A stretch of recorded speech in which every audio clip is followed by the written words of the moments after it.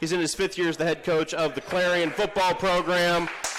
He opens his season next week. It's Chris Weibel, everybody.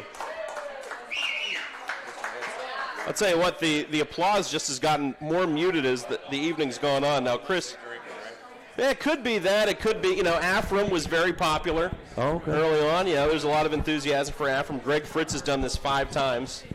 5? Yeah. Wow. He's the most experienced coach in the Coaches Show circuit, I guess you could say. Okay. Well, no, I take that back. Right. Last year you got a lot of practice. You and I had these conversations up here quite a bit. But we welcome you back up here. And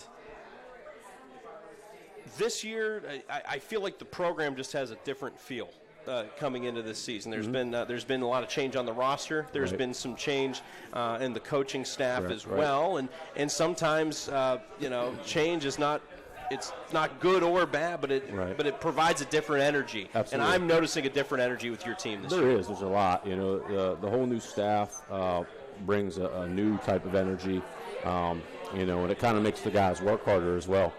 With the defense, a lot of veterans returning, offense being the question mark going into the season. I think with Coach Eager and the offensive staff, they're working hard every day. And the kids are responding, So we just had a scrimmage tonight, and the offense had a lot of big plays, and they actually outshined the defense. So that's a good thing. So it does. It brings a lot of good things with it as well. Well, I always go back to an old example, and I won't even get into the minutia of it.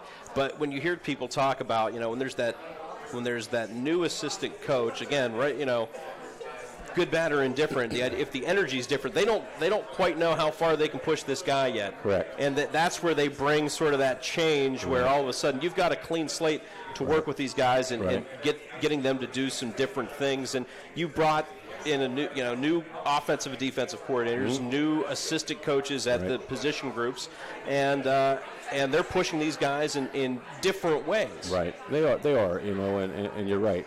Every athlete. College athlete, 18 to 22 years old, test the limits. The good thing is, and I was just going over this today, with the experience total on my staff of coaching, we're pushing 110 years of experience total, in staff and experience coaching. And this year I have a couple guys coming back to help out that actually played for me since I've been head coach. So that kind of says a lot, I think, about the direction of the program. They want to be back involved. They want to help out. So again, they do try to test you, but got to hold firm with the experience that holds true. And if I may be so bold, Coach, because I know you won't say it about yourself. Jen was up here from the volleyball team. We were talking about how it was gratifying to see her alum and her athletes come back for competition and how they've grown those bonds. And she said they're even running some of the same plays and same sets that I taught them. Right. And now you've got coaches that are people that played for you, and they want to come back and they want to be involved. I think that's a testament to what you've built in the program, that these guys feel like there is that relationship they have, and that they believe in what you're doing enough that they can say, hey, Coach, what can we do to help? Let us come back, and maybe we can be part of what brings success to this program again. When I took over in 2015, one of my goals was to change the culture. And part of that, I do get the guys coming back. I do get the phone calls from the guys, so that's something that hasn't been around because I was an assistant coach. I knew that they were never coming back. They weren't wanting to be involved. They weren't calling and saying thank you. They weren't emailing and saying, you were right. And thank you for what you did for me. To be fair, how many people nobody ever calls City Hall to thank him for taking the garbage out on time? No, but but those things never happened before, so that's how I know it's going in the right direction, because you get, you're helping them beyond football, which is a big part of why I do this. Sure, absolutely, and I mean that, especially in a sport like football where you need, you have 22 starters, 26 if you count the special teams, and then you're talking about all the depth that you need to have to get through any one season, let alone 4 or 5 seasons on a college campus. Almost more than any other sport, this seems like the one where you can build those relationships where those guys have to rely on one another, and they're relying on their coaches because they work with a position coach or a coordinator, that they're seeing, as much as any of their professors maybe, or as much as their family over the course of a school year. Sometimes more. Sure. Sometimes more, and we see them, and we push them. We push them, we get the most out of them mentally and physically. So you're seeing them in their highest times, and you're seeing them in their lowest times. So you build those relationships and that tight bond, which is vital, in successful programs. So, yeah, we have them a lot. You mentioned that last year the defense really stood out. I believe it was third in the conference in total defense by the end of the year, and at one point you were first far and away in a number of categories: scoring, rushing yards allowed, etc. And you bring a lot of the pieces from that defense back in 2019.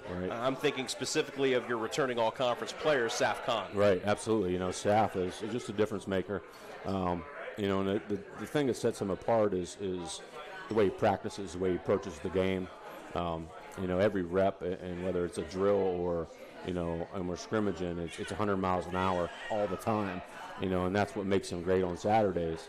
The big thing is getting guys, at his position and on the defense to follow suit, and practice the same way and perform the same way. Not saying there's not guys that don't do that. Sure. But we need to, if we can get them all to do that, now we're talking. Yeah, to me, it seems like you're never going to be able to perform on the field unless you attack practice the same way you'd attack a game. Hey, playing the game's fun. Everybody likes to come out there and play. It's when you're in the middle of a hot August afternoon and you guys have been practicing 6 days in a row or whatever. Those days aren't fun, but the guys that work hard are the ones that distinguish themselves when you're playing on Saturdays. Absolutely, and the same thing with like Sam Ferrari.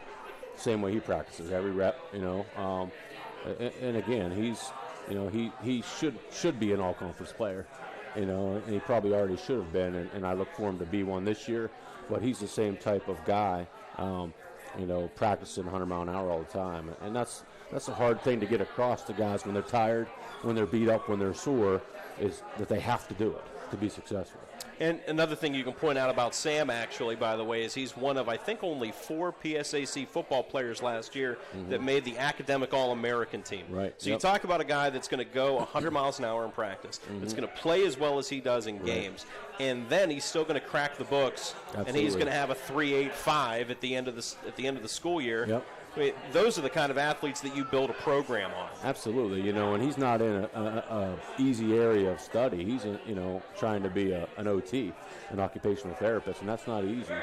He's still got another 2 or 3 years ahead of him after this year in therapy school. But he's got great time management. He has a great attitude about it, and I think that's what helps make him successful. And that's something that I feel like a lot of college athletes, they can take whenever they go into a workplace at the end of their college careers. Absolutely. When you can display the time management, when you can display the dedication. I think that, just any athlete in general, not just a football player, that is a huge leg up whenever you get out into the corporate world or the professional world. Absolutely. And a lot of people that I talk to that, call me about hiring guys. They want guys that, are part of a team, work together in a team, because that's what the real world is. Unless you're working for yourself, but you still got to be the leader of the team. So, that's a big part of it, and again, to instill the values, not just on the field and in the meeting room, but in the classroom and socially, again, is a big part of what we do. The offense was a bit of a work in progress last year. There were moments of success, and quite frankly, there were other moments where there was not success. So you and your staff have kind of shifted the way that you're going to approach the offense. I know that obviously, 10 days before kickoff, you're not going to tell anybody what you're doing on the field. Absolutely not. But in the broadest, most general strokes, rather, what are we going to see different out of this offense this year? Excitement. Okay, that's good enough. You're going to see excitement, a bunch of different things. Being excited, keeping the kids excited is part of the battle. They got to love what they're doing, and have fun with it. So that's going to be part of the offense. We're going to have fun. Yeah, last year, a lot of your offense, it's no secret if we talk about Malik McGriff, right? Oh, no, it's not no. Not like he's under wraps in a top secret envelope somewhere. He's a guy that everybody in the conference knows about. Yep, he averaged absolutely. more than 100 games or 100 yards a game. Yep. I can't. You're the last You're guy that excited I about it, can't aren't you? get through. I can't get through any of these anymore. He averaged over 100 yards a game, rushing and receiving last year. Yeah. He only played, I think, 8 games last year, but when he came in, he was as dynamic a difference maker as we saw on the field for any team last year. He is, without him, I think when he is playing, you can count on 100 yards and a touchdown, minimum, and that's just the type of player he is. And when he's not on the field, you can tell. Looking back to last year, when he's not on the field, you could tell. And I think that it obviously cost us some games. But injuries happen, and that's something about this year is we have to stay healthy. We gave him a couple days off over the weekend just so the guys could rest because, again, we have to stay healthy, so we got to be smart about it. Yeah, that depth is something that every team, has to fight over the course of the year. Some teams have to wrestle with more depth issues than others. Right. And so how you manage that team, not even just through the regular season, but even just in camp, like you said, that's so important. What was your impression of the team coming out of that camp? You had them for the last couple weeks on campus. It's just different. They're working hard. They're working together. We're still working on holding each other accountable. That's tough at that age, to call your teammate out on something, but it's starting to come. But holding themselves accountable and each other is kind of what we're working on this camp. But just the competitiveness, the way they're practicing, the way they're approaching things, the questions they ask, just as simple as being on time for all their meetings shows a big change, and how important it is to them. It's got to be important to them to be successful, and I think we're gaining that daily.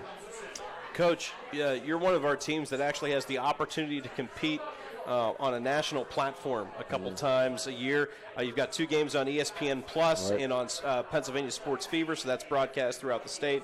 And then you've also got the opportunity to compete just with our, the web streaming here through the PSAC network and Clarion. When you're able to sell that to a recruit, telling them about games that are going to be on television, they're going to be on ESPN Plus. I just got to believe their eyes light up when they think I'm going to get the opportunity to compete in front of a big audience. Absolutely, it is. It's a nice thing. So a lot of our kids too aren't from close around. So to be able to have that helps their families watch the games. And they can't get here, so they have an opportunity to watch the game. So the more games we have on TV, the better, and on ESPN and live streamed and all that stuff. But it's great because you can always have access to it. And you don't have to miss it. Sure. You don't have to listen to it on the radio. You can see it. But you could listen to us on the radio. Joe Lodnowski and Mike Kalinowski, WKQW. I'm FM. not saying you can't. I'm just saying, you know what I mean. There's other alternatives. Sure. Well, Coach, you kick off in 10 days against Shippensburg. Have you begun the prep for Shippensburg Yes. already? Yes. You have? Oh, yeah. Okay, you weren't We've waiting. been watching film for months. Oh, okay. The biggest game is the first one. We know that. The nice thing about the first one is you get a little bit more practice with the scouting report, than you normally do on a regular week, which is only, really 3 days. Yeah. Tuesday, Wednesday, Thursday, Friday walkthrough, you're playing. So the first game you get a couple weeks really, to prepare for it. So because it is the biggest one, it can start us off on the right foot. And that's our focus right now is going to Ship and winning a football game. So we're getting there. Then after that, you come home, you open up with Lock Haven at home, and then you have Shepherd, the newest addition to the PSAC, coming to Memorial Stadium the week after that on September 21st. So I know you're excited to get back on the field. You've been a player here. You've been a coach here. You're practically, you are a local. I mean, this place means a lot. Now. Yeah, you are. You have been. This place means a lot to you, doesn't it? It does. It means a lot to me, and I just want to see us get back to where we belong, and I know we can get there. It's just going to take a little time. All right. Ladies and gentlemen, Chris Weibel.